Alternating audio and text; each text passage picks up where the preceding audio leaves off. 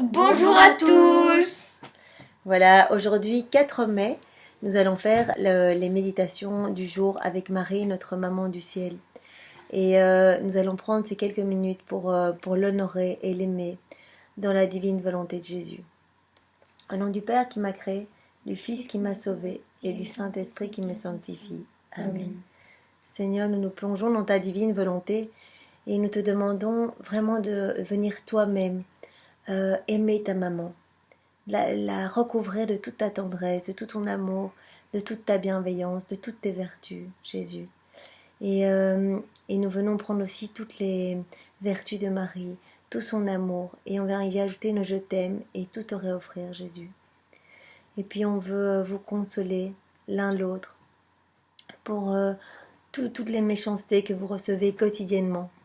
Et on veut vraiment au nom de tous les hommes passés, présents et futurs dans ta divine volonté, Jésus, on veut vous demander pardon, vraiment au nom de tous, au nom des âmes qui vous sont consacrées, des pécheurs obstinés, des agonisants, des âmes du purgatoire, au nom de toutes les générations, du premier homme jusqu'au dernier.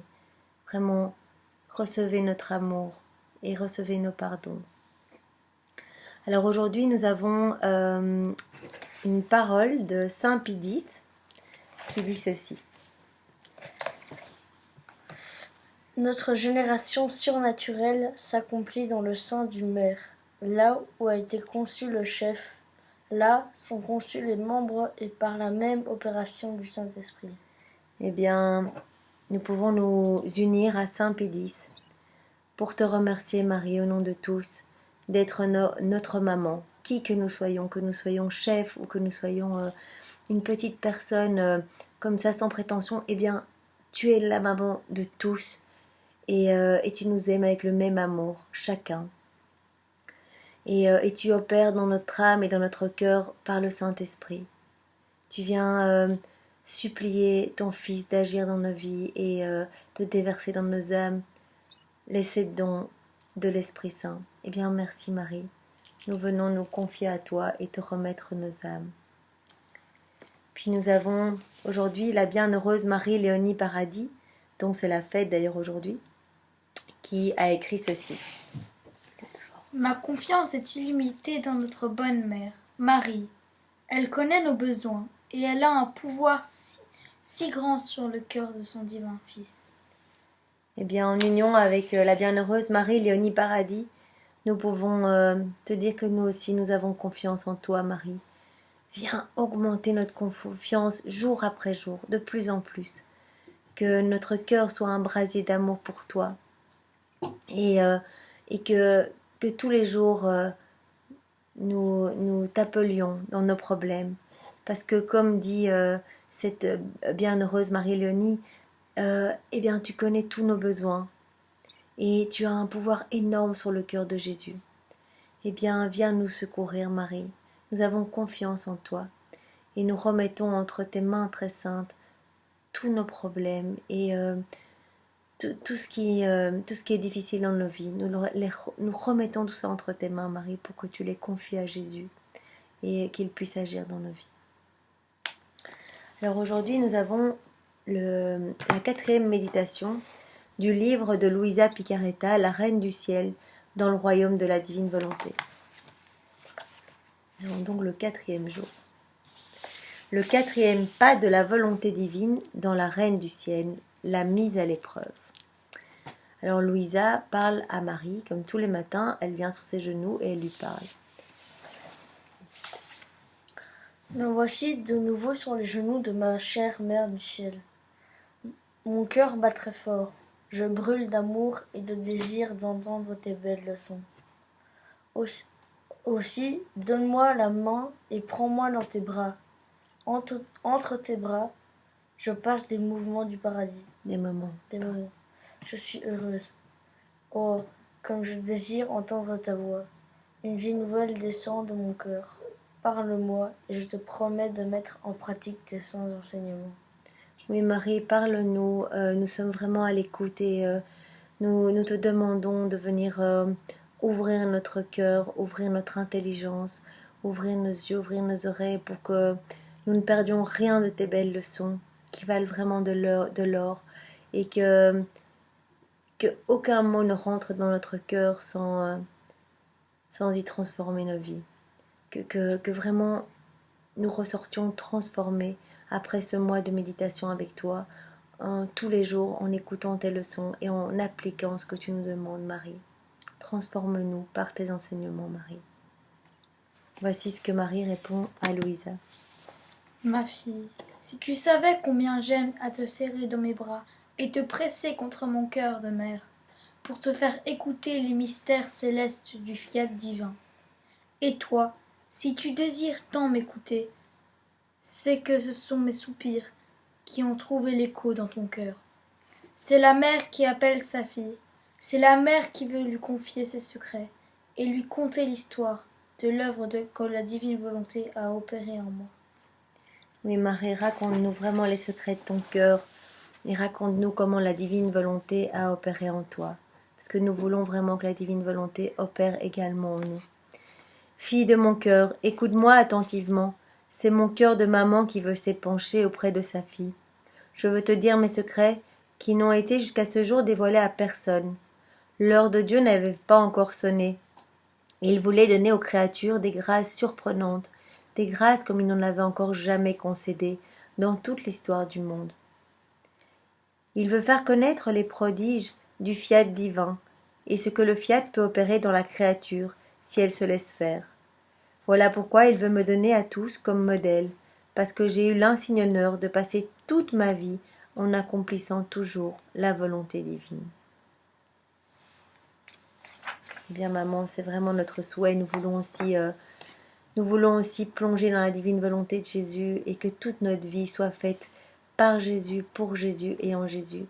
Donc vraiment nous sommes impatients de connaître la suite de tes secrets pour que nous puissions nous aussi obtenir la divine volonté et vivre pour glorifier le Père, le Fils et le Saint-Esprit. Or, sache, ma fille, qu'à peine avais-je été conçue que je faisais déjà la joie de la divinité. Ciel et terre me célébrèrent et me reconnaissant comme leur reine. Je m'identifiais tellement à mon Créateur que je me sentais comme maîtresse dans le domaine divin.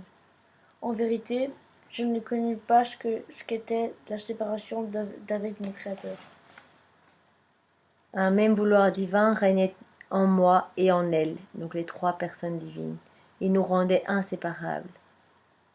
Je comprends, maman, que la divine volonté t'unissait complètement à la Trinité Sainte, que vous étiez en fait dans une même volonté, et que toutes tes pensées, toutes tes actions étaient régies par cette même divine volonté, et donc que cela vous rendait inséparables.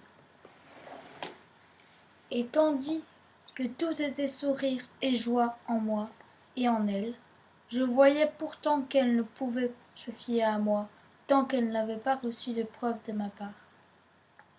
Ma fille, cette preuve, c'est la bannière qui proclame ta victoire. La mise à l'épreuve met en sûreté tous les biens que Dieu veut nous donner. L'épreuve mûrit et dispose l'âme à faire des grandes conquêtes. Et moi aussi, je voyais bien la nécessité de cette mise à l'épreuve, parce que je voulais témoigner à mon Créateur, en échange des innombrables flots de grâce qu'il m'avait donnés, d'un acte de ma fidélité qui me coûta le sacrifice de toute ma vie. Comme c'est beau de pouvoir dire « Tu m'as aimé et je t'ai aimé », mais sans mise à l'épreuve, on ne peut jamais l'affirmer. Eh bien, Marie, tu as donc été mise à l'épreuve pour, voilà, cette nécessité de la mise à l'épreuve pour témoigner à ton Créateur ce flot d'amour et pouvoir être dans cette réciprocité d'amour. Sache donc, ma fille, que le fiat divin me fit connaître ce qu'a été la création de l'homme dans son état d'innocence et de sainteté, donc Adam. Pour lui aussi tout était bonheur, il avait commandement sur toute la création, et tous les éléments obéissaient à ses ordres. En Adam régnait la volonté divine, et c'est pourquoi lui aussi était inséparable de son Créateur.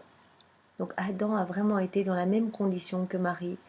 Avant le péché originel, Adam était dans cette réciprocité d'amour et avait reçu les torrents de grâce, de puissance, d'Esprit Saint et d'amour.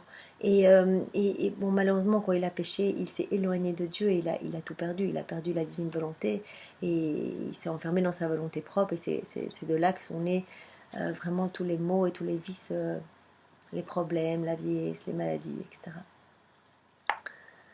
Parmi les nombreux biens que Dieu avait donnés à Adam, parmi tous les fruits qu'il avait dans cet Éden terrestre, et pour obtenir un acte de fidélité de la part d'Adam, Dieu lui ordonna de ne pas toucher à un certain fruit.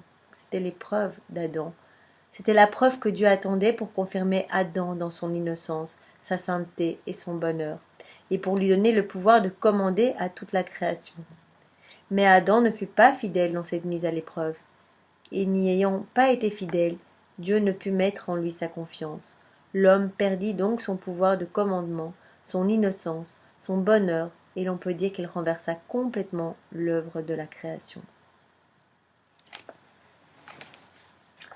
Or, sache, fille de mon cœur, qu'ayant eu connaissance des graves maux de la volonté humaine chez Adam et toute sa descendance, moi, sa céleste mère, bien qu'à peine conçue, je pleurais amèrement à chaudes larmes sur l'homme tombé. Et la volonté divine, en me voyant pleurer, me demanda, comme preuve que je lui abandonne ma volonté humaine. Le fiat divin me dit alors, je ne te demande pas un fruit comme à Adam, non, mais je te demande ta volonté. Tu l'auras comme si tu ne l'avais pas. Elle sera sous le pouvoir de mon vouloir divin, lequel sera toute vie en toi et assuré de faire tout ce qu'il voudra de toi. Eh bien, l'épreuve de Marie ultime a vraiment été de donner sa volonté à la Trinité Sainte. C'est important vraiment qu'on relise ce passage qui est vraiment capital. Je ne te demande pas un fruit comme à Adam, non, non, mais je te demande ta volonté. Tu l'auras comme si tu ne l'avais pas. Elle sera sous le pouvoir de ma volonté, de mon vouloir divin, lequel sera toute vie en toi et assuré de faire tout ce qu'il voudra de toi. Eh bien, nous sommes vraiment appelés aussi à lâcher notre volonté propre et à laisser la volonté de Dieu agir en nous. Avoir cette volonté de Dieu régnante et opérante en nous, pour que Dieu agisse et soit toute notre vie et fasse tout ce qu'il veut en nous. C'est ainsi que le Fiat suprême fit son quatrième pas dans mon âme, en me réclamant pour preuve ma volonté propre, attendant de moi mon Fiat et l'acceptation d'une telle mise à l'épreuve. Je t'attendrai encore demain, sur mes genoux, pour te faire connaître quel fut le fruit de cette épreuve. Et comme je veux que tu imites ta maman, je te demande, en tant que mère, de ne jamais rien refuser à ton Dieu. Fût-ce des sacrifices qui devraient durer toute la vie. Le fait de ne jamais te détourner de cette mise à l'épreuve que Dieu attend de toi, d'une part, et ta fidélité, d'autre part, sont le rappel des desseins divins sur toi et le reflet de ses vertus. Comme le feraient des pinceaux, ils peignent dans l'âme le chef-d'œuvre de Dieu. On peut dire que la mise à l'épreuve fournit de la matière entre les mains divines pour achever le travail dans la créature. De celui qui n'est pas fidèle dans l'épreuve, Dieu ne sait que faire, et pire encore, un tel homme renverse les œuvres les plus belles de son Créateur. Eh bien, pardon Seigneur, pour toutes les fois où nous n'avons pas été persévérants et fidèles, et où nous t'avons rejeté de nos cœurs, où nous avons renversé toutes ces œuvres belles que tu essaies de faire dans notre âme, et nous avons étouffé toutes les bonnes inspirations, en refusant de t'ouvrir la porte de notre âme, et en ne voulant pas être fidèle. Aussi, ma chère fille, fais attention. Si tu es fidèle durant ce temps probatoire, ta maman n'en sera que plus heureuse. Ne me cause pas de soucis. Donne-moi ta parole, et je te guiderai. Je te soutiendrai en tout comme ma propre fille. Eh bien oui, maman, nous avons besoin de toi. Viens nous soutenir et viens nous aider dans ce chemin dans cet apprentissage du mois de mai où on veut vraiment ne rien perdre de tes magnifiques leçons pour transformer notre âme et vivre de plus en plus pour Dieu dans sa divine volonté. Louisa dit à donc Marie: Sainte Maman, je connais ma faiblesse, mais ta bonté maternelle m'inspire une telle confiance que j'espère tout de toi et avec toi. Je me sens en sécurité. Je remets même entre tes mains maternelles les mises à l'épreuve que Dieu voudra pour moi, afin d'obtenir par elle toutes les grâces nécessaires pour que je ne ruine pas les desseins divins. Alors aujourd'hui, Marie nous demande un sacrifice pour la journée. Aujourd'hui, pour m'honorer, tu viendras 3 fois sur mes genoux maternels, et tu m'apporteras toutes tes peines de l'âme et du corps. Tu les apporteras toutes à ta maman, et je les bénirai pour mettre en elle toute la force, la lumière et la grâce nécessaires. Donc, vous avez retenu ce qu'il faut faire aujourd'hui? On va venir 3 fois sur les genoux de Marie, et on va lui donner quoi? Toutes tes souffrances et toutes tes peines que tu as eues pendant la journée. Non, de toute notre vie, on peut donner vraiment toutes nos peines, toutes nos souffrances, tout ce qui ne va pas dans nos vies, eh bien, donnons-les à Marie. On peut venir 3 fois sur la journée, sur ses genoux, pour lui offrir vraiment nos faiblesses, qu'elle va offrir à son Fils qui les sanctifiera pour nous. Toutes nos peines du corps et de l'âme. Et Marie va les bénir pour mettre dans ses faiblesses la force, la lumière et la grâce de Jésus. Et alors il y a une prière qu'elle nous demande de dire pendant la journée. Maman du ciel, prends-moi dans tes bras et écris dans mon cœur. Fiat, fiat, fiat. Maman du ciel, prends-moi dans tes bras et écris dans mon cœur. Fiat, fiat, fiat. Eh bien, voilà Marie. C'est dans la divine volonté de Jésus que nous avons suivi tes enseignements et que nous avons ouvert notre cœur à toutes tes paroles. Et voilà, nous voulons te dire merci Marie et donne-nous vraiment ta constance, ta fidélité, ton calme, ta douceur et ta bienveillance.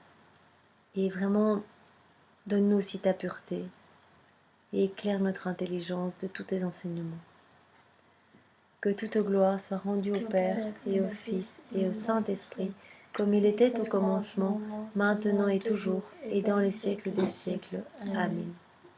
Voilà, bonne journée à tous. Bonne journée à Au revoir. tous.